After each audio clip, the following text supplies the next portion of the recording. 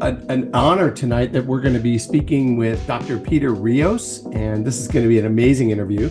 I have not seen you prodigies in quite some time. As you know, I've been up to some other things and kind of running around and doing fun things. So I will be at the Les Brown event in Orlando coming up on September 1st. So if you hadn't gotten your tickets yet, please do. Dr. Peter Rios will be there speaking as well. And Les will be there, of course, and I will be emceeing. So I will get to see many of you prodigies again. Haven't seen you in a long time, so I'm very, very excited.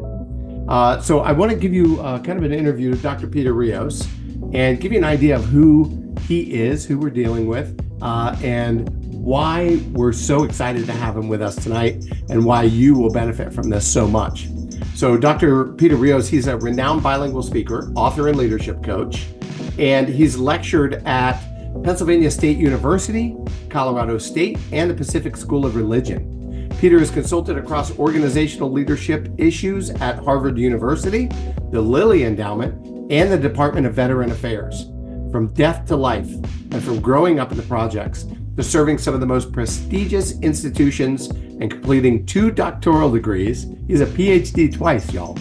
Peter is empowering people and organizations to maximize their potential through his speaking and his new book, Maximize, 12 Keys to Unlocking Your Greatest Potential.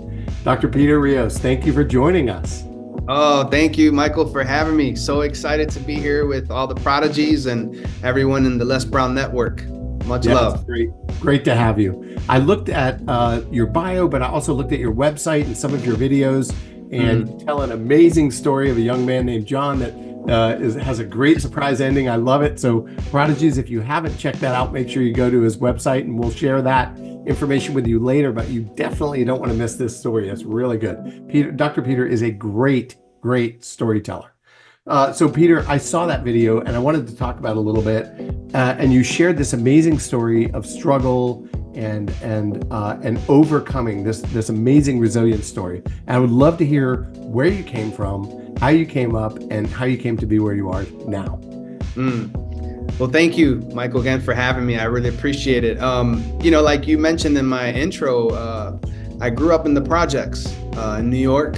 I was born in New York City, Puerto Rican by background, and my grandmother, who had a 4th grade education, Lourdes Mendez, raised me.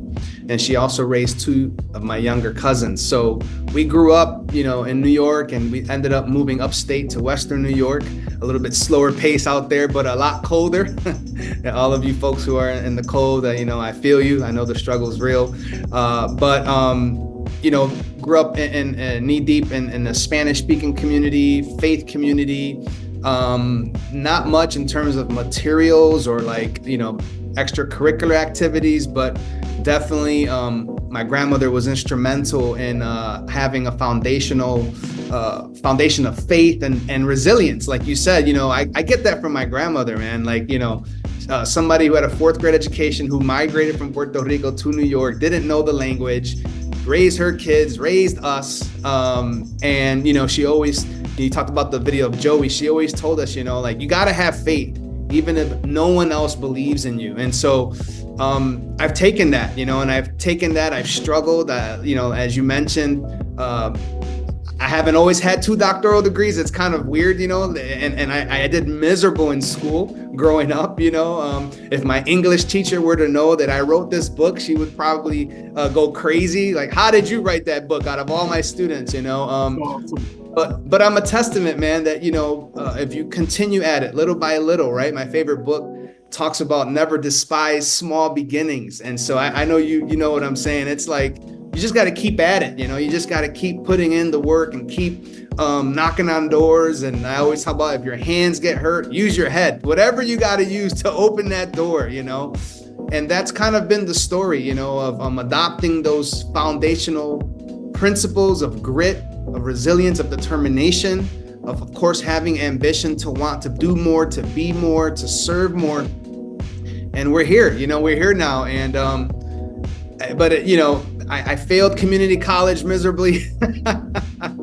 So I just don't want anybody to think like, oh, this guy has 2 doctoral degrees, he can never understand where I'm at or what I'm going through. No, I get it. I've been there, man. And so I think though that out of my story, I hope people get to see themselves. That's awesome. 2 doctoral degrees. So how long did you have to go to school to get 2 PhDs? Yeah, like 100 years. I'm actually in my second life right now. That's It fantastic. feels like it. Yeah, I mean, a lot of work, a lot of effort, a lot of time, and it sounds like it didn't come naturally to you, which is even harder.